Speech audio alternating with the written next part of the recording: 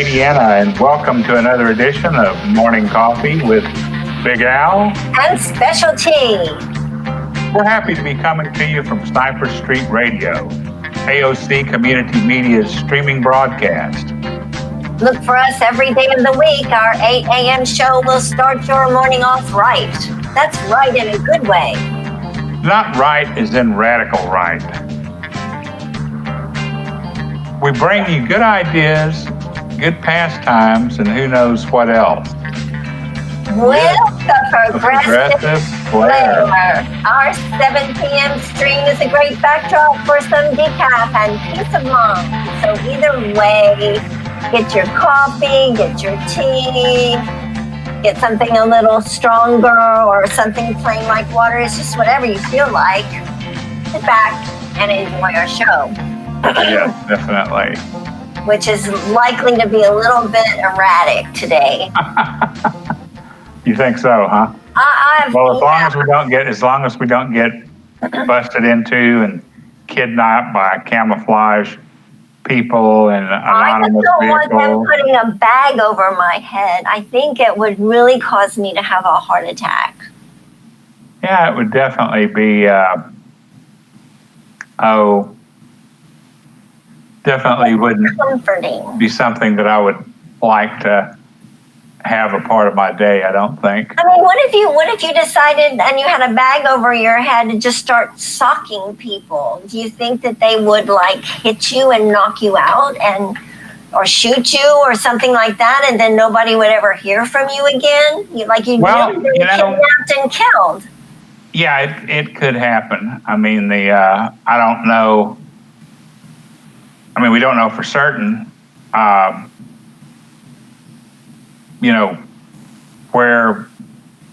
these people were directed to do this. I mean, we have suspicions, and some of it seems to be pretty obvious. But it's a disturbing development. Well, what I imagine is that these guys, were riding down in this unmarked van, and they saw somebody, and they say, "Hey, you want to have a little fun with somebody? Let's really show this guy who's boss." I mean, I just see the macho, egomaniac craziness of a bunch of, over. Whatever you call it, hormoned, weird. Steroids, maybe a little bit of that. Yeah, something like that in their system. Yeah. I just don't know. I mean, to me, and for this attorney general with that bar, I mean, yeah. He's acting like, this is, he's acting like this barrier. And he doesn't have the right to do that either, I don't think. I mean, nobody has the right to do that. Well, there's a lot of stuff going on that's not kosher. I'll put it like that. Well, you know what I did? What? I left my name too. I called this number. 202-224-3121. Everybody should put that in their phone. 202-224-3121. And that will get you to the switchboard of the United States Capitol. And you can talk to anybody you want in the Senate or Congress. And give them a piece of your mind, and it was kind of before hours when I called, but I really I'm still upset about what has been going on in Oregon.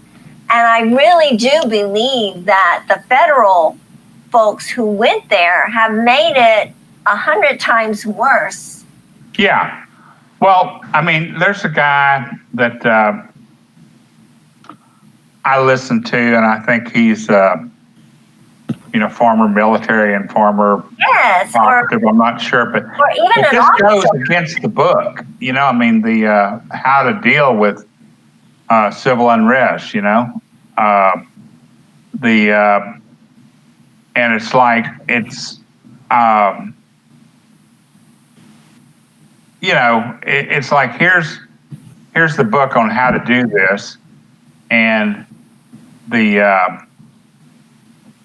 just did the exact opposite. I mean, they got people more fired up and more dedicated and all that. I mean, this is, to see this happen in the United States. I mean, it hasn't risen to the level of Kent State. No, well, they haven't killed anybody. Well, yeah, we don't know that. I mean, maybe somebody had a heart attack, and how would we know? Would they even tell us? No. Well, they'd try to probably be a COVID-related death. Oh yeah, you're right. You're right. I mean, they can blame it on that. Well,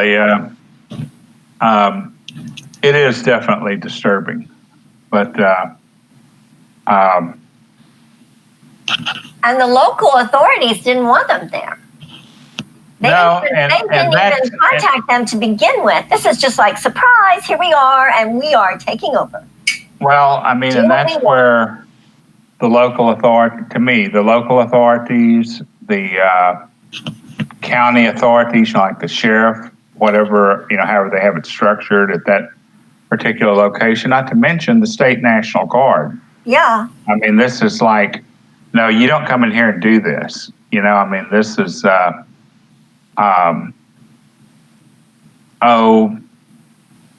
mean, you don't work with people like that, or, I mean, you don't, you say, no, go away. This is not, you're not doing what you're supposed to be doing, and get out.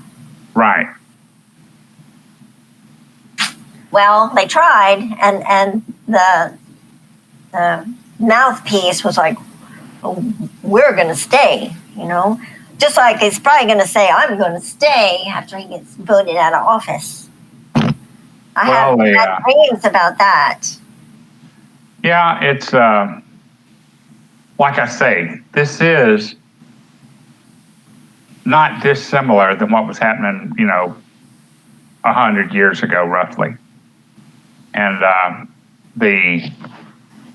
some people can say, oh, you're being alarmist and all that. Well, looking at something that's happened previously and seeing something that's going on right now that bears some similarities, I mean, it's kind of... But it's unprecedented the way that it was done. There was a man who does history of, and was in the military and was in a really high position of the Homeland Security, who was actually on being interviewed.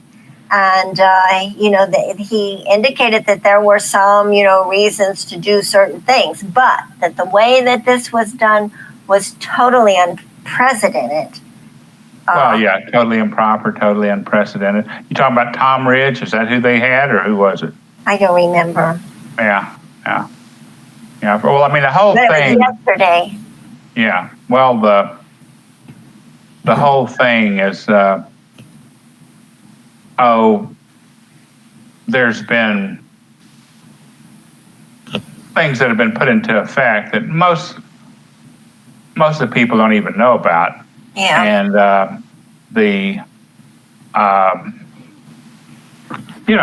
it's bad news. It's not furthering the ideas of the freedom and democracy. Exactly. Well, it's doing a lot of damage. I kind of feel sorry for Joe when he gets into office, that he's going to have to fix all this mess. And of course, there's an effort to try and, even now, there's an effort to try and undermine the validity of our elections. Well, I think that's, I'm not sure which selection exactly you're talking about, but there's the trying to get somebody, trying to get somebody in there that actually represents the people that's paramount. Well, yeah, but I don't see any way that's going to happen with what we're working with right now. Yeah. It's too much corporate influence, too much big money, too many people that, and it's a very small group of people, but still it's too many people and too much money to just say, look, don't do that anymore. And they just say, well, okay, you're right. It's going to have to, like somebody said, they won't give up the power willingly. Yeah.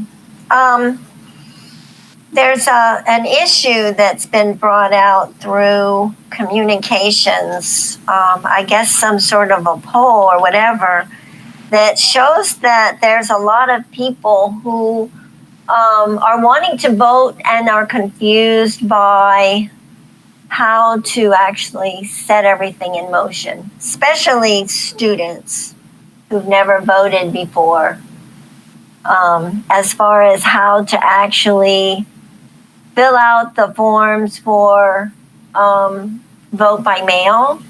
Some are concerned that, they have heard that some people who requested vote by mail never got their ballot. But what happened was they didn't ask for it in time. Well, yeah, that I don't know. I haven't. But there is a lead time where you're supposed to ask for the ability to vote by mail. Well, everybody that wants to should be able to vote by mail. Yeah. Period. In the discussion, Right. But you do need to follow the directions, because if you don't, the directions that are on the ballot, you have to. Here in Louisiana, I don't know about every place else. I'm sure states do things a little different, because there are some states that have done vote by mail for a long time. And I'm sorry, fraud has not been an issue. Yeah. And they even have like drop boxes, especially for, in some places for dropping off your vote, which I could see putting a drop off box at the registrar's office. That would be pretty simple to do. Well, But you still have to drop it off like, a valid ballot if you're. Well, this is not even post office. Getting into the what is been going on with the United States Postal Service. Right, but that's maybe why they have the drop-off boxes. Well, but what I'm saying is there's been a concerted effort to shut it down, privatize. Right. Just like this business with the CDC and the DHS. DHS, yeah. Wait, the hospital. Okay. I forgot what that one is, but yeah, no, I know what you're talking about. But that's the that's privatizing too. It's throwing. This president loves to throw monkey wrenches and everything. It's been like that since day one. It's always felt to me like you're like all the little people are like the balls in a pinball machine, and it's just like being whacked around like crazy. Yeah. Well, it's there's definitely chaos. They like the chaos. A chaos virus. The chaos president. Well, it's like I was talking with our esteemed producer, and it's like, to me, the whole realm, the whole communications realm, meaning just talking with somebody on the street or looking at somebody on the internet or watching the news or watching a video, the whole thing has been corrupted with the the chaos, disinformation. There's a lot of different ways to say it, but it's like there's so much bad data that's been put into the mix that it's easy for me to see how people have a hard time believing discerning. anything. What's that? Believing anything. Well, yeah. I mean, with complete confidence. Well, I mean, I'm sure you remember Walter Cronkite. Oh, yes.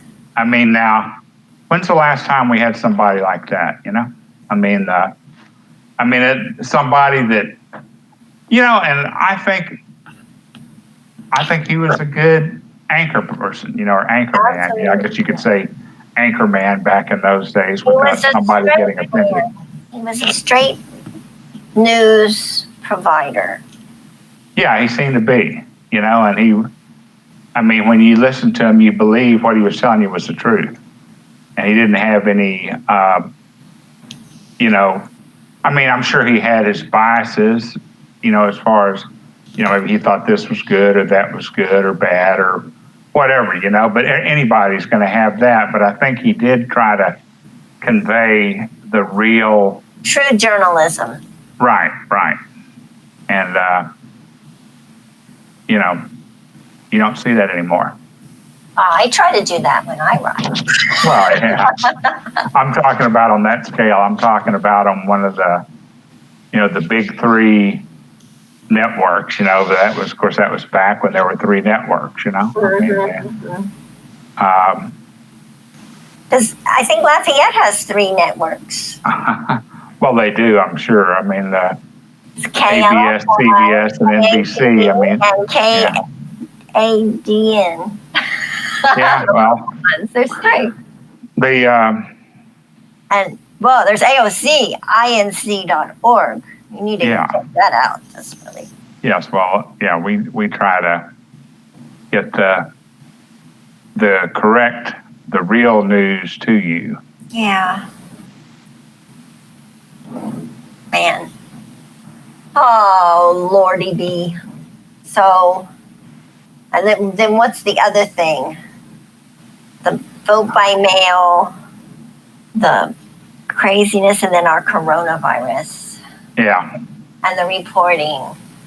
There was a man who is a statistician and a scientist in some other area of expertise who says he likes to tinker with the numbers and check things out. And he did some analysis and used dates and reporting to try and check and see what impact the changeover had from the date that the announcement went out that they were going to be using this other methodology for reporting the numbers. Oh, yeah, okay. And he did a thing that actually compared the I guess whatever is the identifier for the blue states and versus the red states, because what happened was as soon as they made that announcement, the curve went flat. Well, what happened was the red states went down in their reporting, but the blue states continued the same dynamic as far as the curve. Yeah. And I guess what essentially happened was the red state's governor may have told them to just report to the new place, and yet the other continued to report to the CDC and this new one. Yeah, well, that's all that stuff. That should have never been disrupted. Absolutely. And and then there's the other thing. There's the China trade war. The China closing of the consulates, which, by the way, that's the consulate that I carried some students to so they could get their visa to go on a China study tour in 2018. You talking about the one in Houston? Yes. Yeah, okay. Yes, they got their visa there. I will say that there's an issue there as far as parking is concerned.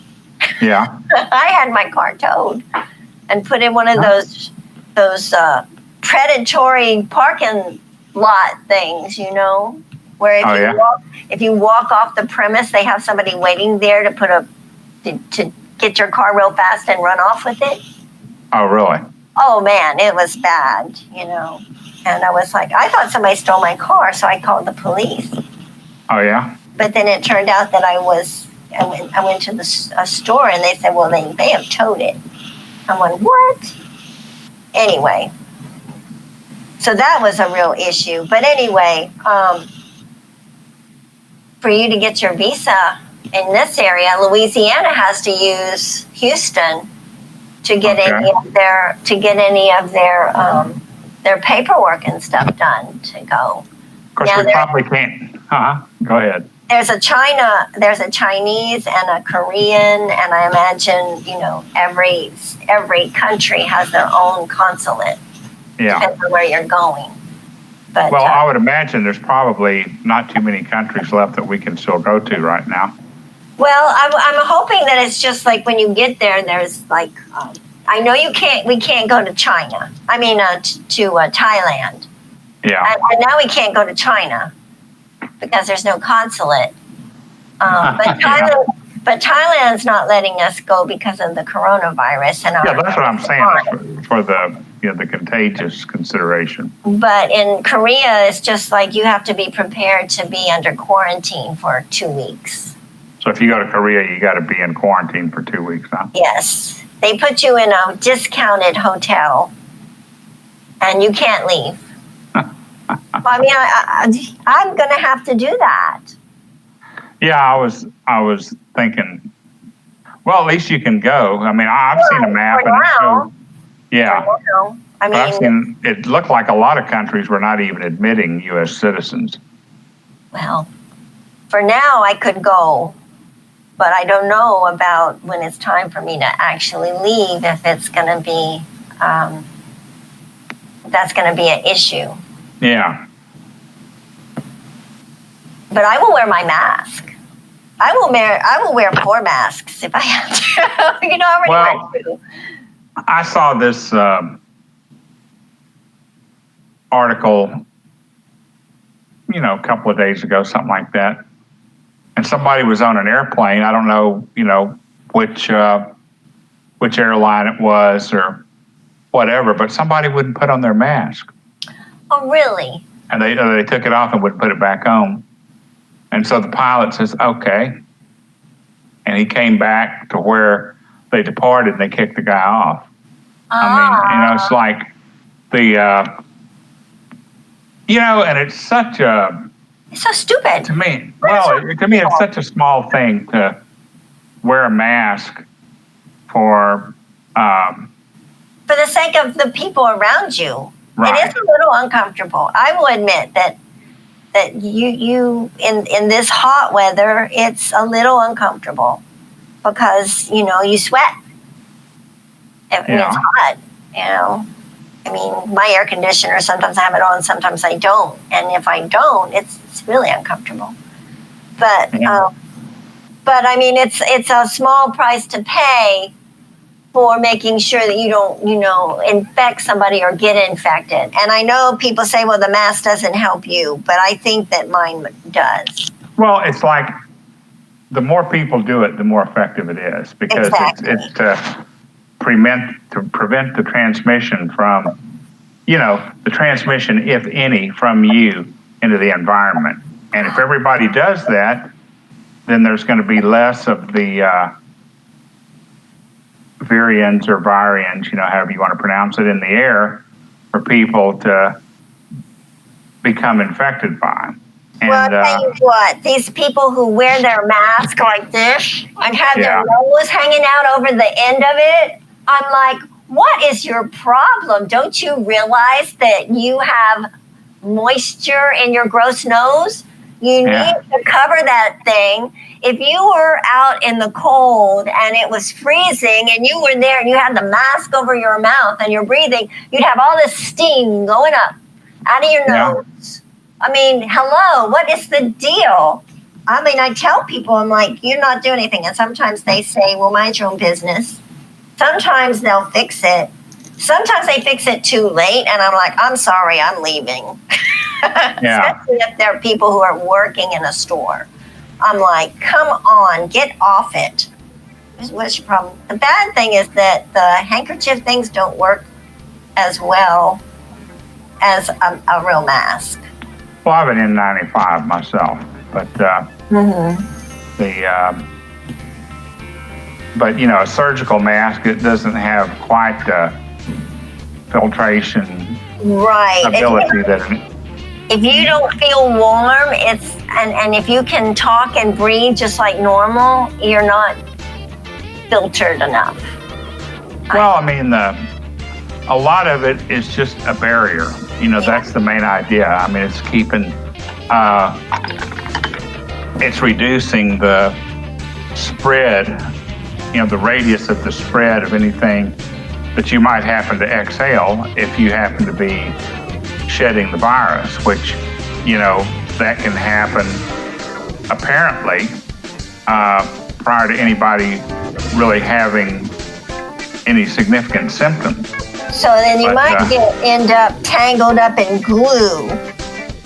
Yeah, could be, I suppose. Or something gross, or maybe it's time for a song.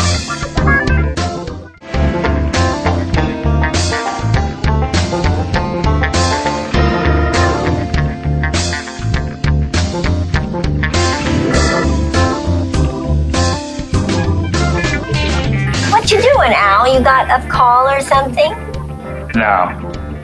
You play a game on your phone?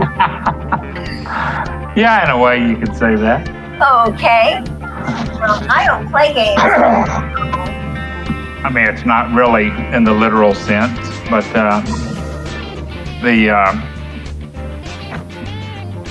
I had something to attend to right quick. Okay. But I'm putting a fair amount of attention on our conversation here, you know, yes. As far as the local goings on and the national goings on. I mean, you know, this is kind of like the not the Chinese virus, but the Chinese curse. May you live in interesting times. I mean, we're definitely living in interesting times right now. Yes. I've heard that there's a new group that's calling it the Trump virus. I think it's the Trump expanded virus impacting the United States of America. It's the Trump COVID expansion incorporated. Yeah. Well, it's Limited liability company. Huh? Limited liability company. Yeah. Corporation. Like the foundation, which is sort of nebulous and not exactly a foundation. It really looks like it's all to be personal gain. Well, the handling has been, you know, Less not, than. well, it's just amazing. You know, the level of incompetence and the level of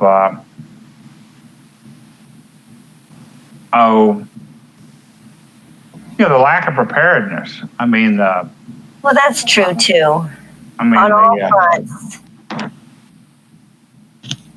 I mean, because who would have ever expected this to happen? Well, actually, it's not really that unexpected. Okay. I mean, the CDC and their basically their department that dealt with potential pandemics and stuff like that was defunded and depersonneled, and you know, I mean, they were talking about. I mean, that's their job, is to consider what might happen if some infectious agent got out of control, which is what's happened now, or actually just threatened to yeah. out of control. That their job was to step in, and they had a group that was actually defunded and broken up, just like shortly after the election. Yeah. I was in an airport, and there was some guy who was claiming to be, like a right-hand man of the new president, talking about what the big thing was to just get rid of everything that had anything to do with Obama. And he was very vocal about it. I thought it was so appropriate that when he was assigned a seat, that he knew he was not happy where his seat partners. And I thought, they're probably a lot better people than you are, you person. I'm sure you were. Yeah, it's it's like the new postmaster. It's like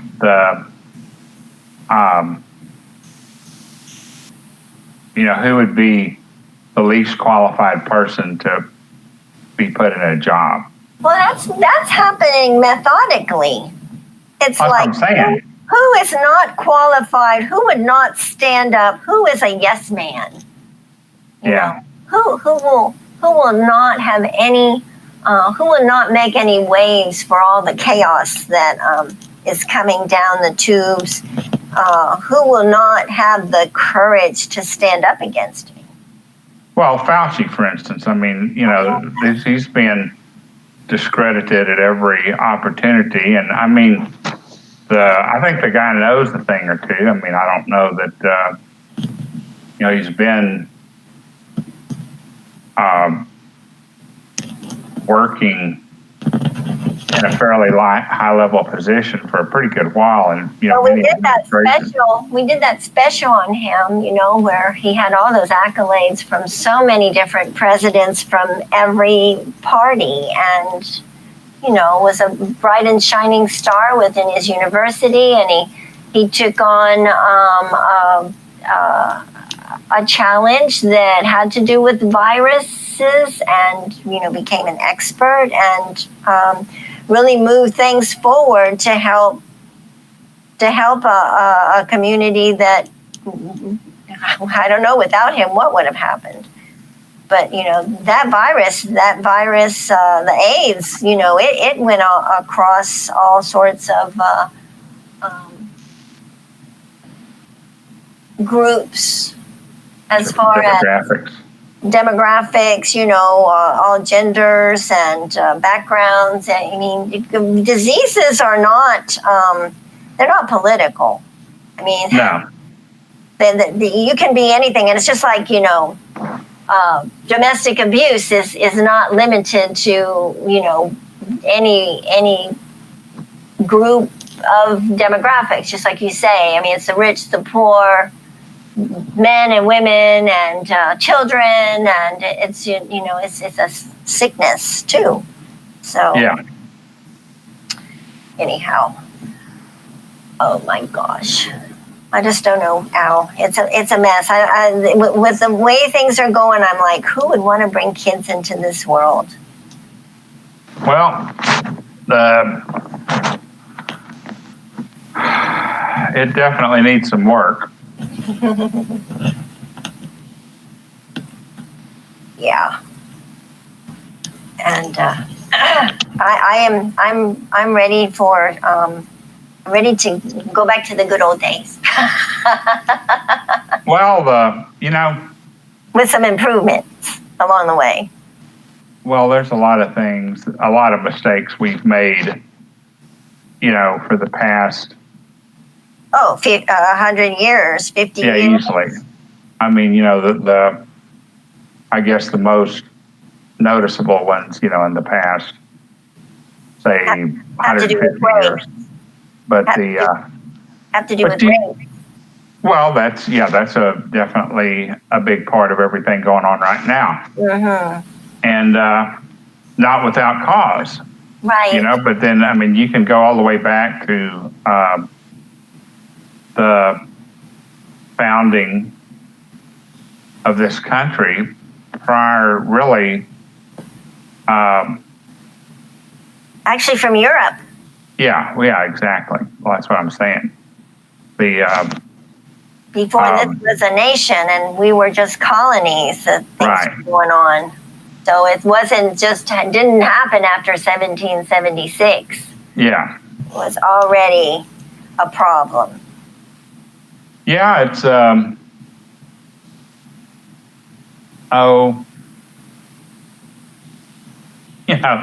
it's like it's what we got taught in school is kind of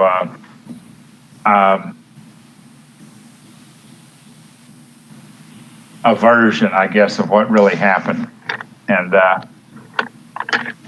I mean, discovering, I discovered a place. Well, all these people already here. I wonder when they discovered it. Well, yeah.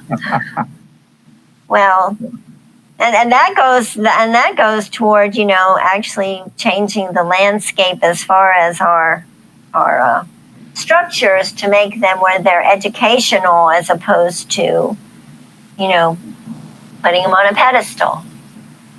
Well, yeah, but I mean that's an interesting an issue right now. Yes. Is education, starting in the next month or so. How's that going to work with the COVID thing? I mean, but see, the thing is we have such an opportunity to do so much right now. Absolutely. The internet, all our multitude of fans are watching us on the internet, and there's so many more things that could be done if the internet was treated like the utility that it is. Yes. Instead of just somebody's way to make, big bucks and provide marginal service. And I've been talking for years about, expansion of the foreign language program that could be shared among all the students that are young, where they learn at an early age to be familiar with the sounds, and that opens up the door to learn other languages easier. Oh, yeah. Because that's the time to learn it when you're young. Absolutely. I mean, and it's really, if you look at, say, kids in Europe, typically they'll know at least 2 or 3 languages, if not more. Oh, at least. The many that I've met know 6 languages. Yeah, and that's common. That's, and here it's like, speak American, you're in America, You need to speak English. It's, and I like other languages, Spanish is really the only one that I that I can maybe, I'm not really fluent, I wouldn't say, but, I can communicate and it's fun. I enjoy it, but, it's,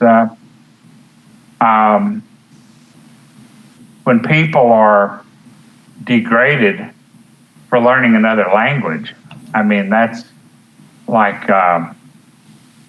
it's like playing baseball and being degraded for wearing a mask. Yeah. Hello, there was a sports announcer who was really on to fans that, went to Twitter and were bashing a player because he had a mask on. Was it a catcher? Here he was, protecting his teammates. They should have all had masks on. Especially the catchers. Especially the catcher and the umpire. Yeah, well, that was a joke because all catchers wear a mask. Oh, dude, right over my head. So funny. But no, true. The catcher and the umpire are so close together that they definitely. Yeah, they are close, and the batter's and they're right there with the all batter, and the batter needs to have one on too, because he's running and puffing, to get from one base to the other, and everybody's going to come in contact with him. Yeah, So, it could happen. I mean, it's. Well, look at the Miami Marlins. What they had some positive tests or something. Yes, a lot of them, like double digits. Really, I didn't know that. 14 of them have been tested positive for COVID. So they're not going to play for a few games. Yeah. And this guy was saying that it's very, very, very likely that even the shortened season will, have problems because people here are not disciplined. And he was talking about the fact, you got these young guys, and you tell them that they play ball and they're supposed to go to their rooms. Yeah. And they want to go out and have a few drinks and, and that they're supposed to be people who report them. Oh, wow. Well, I mean, if you want to have a baseball season. Yeah, well, I mean, that's something that, people have to have some consideration for other people. I think that's the problem, Al, is that we're just inconsiderate as a culture, Yeah, in a lot of ways, that's true. A lot of people have that problem. I think that people who maybe were raised by an older member of the family, like a grandparent or whatever, might be a little bit behind as far as, knowing how to discipline or bring up your kids. And so they're like behind the curve as far as the entitlement mentality that we have here. There's a lot of people who feel entitled to do all sorts of things that affect other people, and that doesn't matter, that they're entitled to do it, that's part of their freedom. But I think that we need to be more considerate. That's what I think. And on that note, everybody needs to be checking Emily Post and find out how to mind your manners. Yeah, it probably wouldn't hurt. I don't think it would. If you're clueless about Emily Post, I can put a few cover pages of some of her books on our Facebook page, and you can get you a little paperback or a hardback, and you'll learn all these wonderful things about getting along with people. And let me see, there's other people too who knew things about how to get along. Look at this. There's a lot of different ways to look at it. I mean, just being considerate of other people. I mean, there's it's been said so many different ways, and right, like not being late. Yeah. Bang. It wasn't on purpose. Yeah, well, when you sent me that text earlier, I knew, I didn't pay a whole lot of attention to the time that you had put on there, and had I noticed it, I would have mentioned that. Yeah. Well, but just to let people know that I was like 30 minutes late today getting started, so well, Matt we had a good time talking about you behind your back before you got here. Anyway. Hey, it's like I tell all my kids who depend on me to give them good advice. Just make like a duck and let it roll off your back. Yeah. but be kind in the meantime. And that's going to be our lesson for today. Well, yeah, think of, it's like sometimes, if you don't think the mask is going to help you, wear it because it might help somebody else. It's like, I've noticed people, and maybe they don't have automatic headlights, but I understand that maybe some people don't have that, but, when it's dusk and getting kind of dim, they should have their lights on, and they might say, well, I can see just fine without my lights on yet. And yeah, but can everybody see you okay? Well, I mean, turn on your lights at dusk. Yeah, it's kind of like the same thing with masks, I mean, wear your mask. I mean, even though it may be impinging on your divine right to freedom or whatever it is you think you're giving up by having a little bit of consideration for everybody else. It's like stopping at a stop sign. There's like the guy that was, well, I don't know if you want to hear the joke or not, but the guy that was taking his You're going to have to put it on Facebook because it's time to go. Well, bye.